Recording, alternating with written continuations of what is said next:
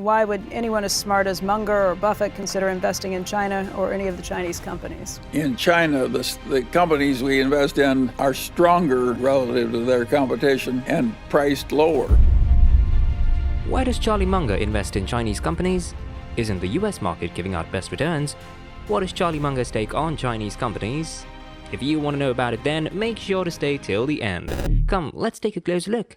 Charlie Munger, the founder and CEO of Daily Journal Corporation, is one of America's most well-known value investors. A massive investor exodus from growth equities to value plays has occurred as a result of rising inflation, volatility, and a massive drop in the prices of growth equities. As a result, Munger's investing strategies, which he has shared with Warren Buffett for a long time, are once again in the spotlight. At Daily Journal Corporation, Munger manages a highly successful but incredibly small portfolio of only 5 stocks.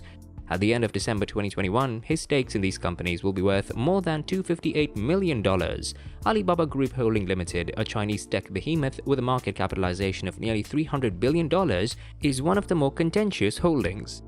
Due to a regulatory crackdown in China and an inflationary market in the United States, the tech firm's stock has plummeted in recent months, losing more than half of its value since April 2021. Munger has taken advantage of the opportunity to increase his stake in the Chinese company by 99% and 82% in the last 2 quarters of 2021, respectively. The veteran investor discussed his broader economic outlook and thoughts on China in particular at the Daily Journal Corporation's annual meeting in mid-March. When asked about his interest in Alibaba Group Holding Limited, Munger stated that he believed he could get more value in China in terms of the enterprise's strength and the price of the securities that he could in the United States. He also mentioned that leading venture capitalists in the United States were in the same boat as him when it came to China. Because of China's position on Taiwan, financial experts in the United States are questioning the wisdom of investing in China following Russia's attack on Ukraine and Western sanctions against Moscow. Munger was questioned about this, as well as the possibility of Chinese companies being delisted in the United States for failing to comply with international accounting standards. The investor explained that he chose Chinese stocks because he got better strength per dollar invested and because the companies he invested in were cheaper but stronger than the competition. In recent months, relations between the United States and China have deteriorated, particularly in terms of trade and related business activity. Due to the ongoing squabble, investors are wary of owning stakes in Chinese companies that trade on US exchanges as American Depository Receipt (ADR) shares. Owning Chinese stocks like Alibaba Group Holding Limited is akin to owning a sort of derivative, according to Munger, but he dismisses concerns by invoking honor among civilized nations. During the annual meeting, the renowned value investor stated that, on balance, he prefers the risk he faces with Chinese stock ownership to the risks he avoids. Munger's bullish stance on Chinese companies is surprising given his previous track record, which has largely consisted of US-based companies. A conversation with Berkshire Hathaway Vice Chairman Charlie Munger, who is 98 years old, is never dull. Munger discussed his reasons for investing in China, why he still despises Bitcoin, and why windowless dorms aren't as bad as they're made out to be at Munger's newspaper publisher Daily Journal's meeting in Los Angeles on Wednesday. One of Munger's first questions was about China. He was asked how he can trust China's economic data, especially since other top investors such as DoubleLine's Jeff Gundlach have avoided the communist country. China, according to Gundlach, is uninvestable. Alibaba, which is based in China, is owned by the Daily Journal. Munger said in a meeting that was exclusively streamed on Yahoo Finance on Wednesday that he sees more value in China than in the US stock market and praised the country for being a modern nation. Munger later said during the meeting that former Chinese paramount leader Deng Xiaoping was one of the world's greatest leaders because of the economic changes made during his tenure, which opened China up to the West, modernized China, and helped to reduce poverty. Furthermore, the fact that Charlie Munger has increased his stake in Alibaba was a big news story, leading many writers to conclude that Alibaba's position was fine. Simply look at their numbers, as Charlie did, and buy hand over fist. As the site's most overused phrase goes, that, in our opinion, dismissed what we meant by risk. Risk is a concept based on the understanding that more things can go wrong than do. Some are quantifiable, such as the proclivity for earning misses, and others are unquantifiable, such as nuclear war, though Warren took an unusual and creative stab at it in his 2016 shareholder letter. What is a small probability in a short period approaches certainty in the long run. If an event has a 1 in 30 chance of occurring in a given year, it is 96.6% likely to occur at least once in a century.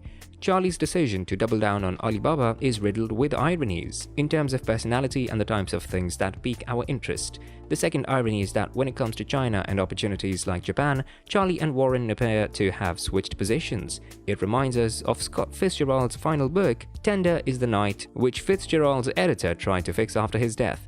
A gifted psychiatrist and a young woman with mental health issues fall in love and marry.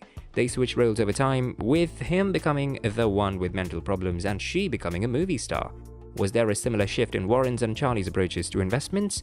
In this case, Alibaba is a deep value play with a single major issue looming over it, blinding the market to its benefits. It's a Warren Buffett, Ben Graham stock, and Warren's Japan is a collection of investments to buy and hold as they improve over time, pay and grow dividends and compound money. Alibaba is a growth company, not a cigar company with a few more puffs in it, as we all know. Its growth, on the other hand, appears uncertain as the government feels free to impose demands as a contribution to common prosperity, Xi Jinping's cover slogan for bribing people to submit to his authority. Maybe that's fine from a popular political standpoint. After all, the Chinese didn't invent the concept, but it makes Alibaba sound a lot like a money laundering operation. You might go home with what's in the cash register at the end of the day, or you might not. So far, we know that Charlie favors Chinese businesses. As stated earlier in this video, Chinese businesses are more profitable and cost-effective than American businesses. So what changed his mind about Alibaba? Charlie Munger increased his stake in Alibaba Group Holding for the second quarter in a row earlier this year. He sold 50% of his position at a 20% loss a few quarters later. It's unclear whether he was forced to sell or convert it to Hong Kong stock. For quite some time, Wall Street has been extremely bullish on Alibaba stock. Only one analyst out of 16 has a sell recommendation. All the others have a strong buy recommendation. For the next 12 months, the average price target is $174, implying a potential upside of more than 80%. The company announced last quarter that it had reached a goal of 1.28 billion active annual consumers. EPS came in at $2.65, down 23% year over year, but ahead of analyst expectations of $2.55. Revenue was $38.1 billion, up 10% year over year, but below expectations of $38.9 billion. According to market research from IDC, China's cloud industry will grow at a compound annual growth rate of over 30% until 2025, reaching $87 billion. Alibaba anticipates a more than doubled figure of $157 billion. In mainland China, Alibaba Cloud has a market share of 37%. Alibaba's growth is slowing and investments in various areas have taken a toll on the company's bottom line. All of this, as well as the China risk associated with these stocks, should be considered by investors. The outlook for software and semiconductors in China is far sharper than that of the large internet and e-commerce companies, Matthew Canterman, a Bloomberg intelligence analyst, said. So, based on Munger's assessment of Chinese companies, they certainly provide better returns and are rapidly growing and expanding, making them ideal investments for those looking to profit. So that brings us to the end of today's video. Thanks for watching. If you enjoyed it, please like, share and subscribe to our channel for more such great content.